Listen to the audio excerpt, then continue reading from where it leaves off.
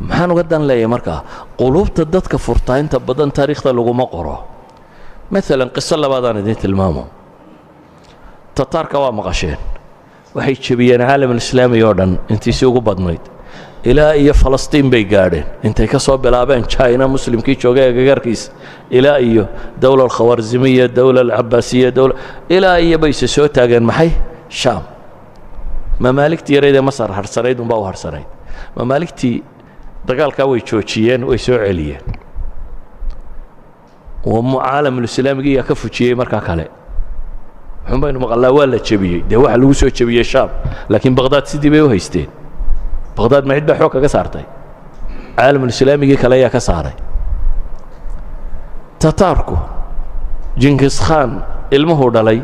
afartii waa kuwii dowladnimada qaybsaday mid iyada muslimka ismay soo gaadheenoo tii mongolia iyo china xaggiisa ashiya dhankaa u kacday saddexdii dowladooda kaleba way islaameen midba wakhti ay soo gashaba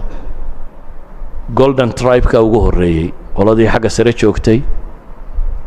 alqabiila dahabiya la odhan jiray barka khan ninkii la odhan jiray tii xaggan soka joogtay axmed tikoor ninkii la odhan jiray soo duuduub qaarkood islaamkoodu hore umuu fiicnaanin yaasiqiyo waxbay hoosta ku haysteen way soo koreen 656 meelahaasay hayd soo maaha markii baqhdaad la qabsaday 680 dowladda islaamiya bay ahaayeen yaa bedelay ciidankii muslimiintu wuxuu samayn kari waayey waxaa sameeyey jeyshu dacwa markuu jabay ciidankii muslimiintu waxaa muslimiinta dib u xoreeyey maxay jeyshu dacwa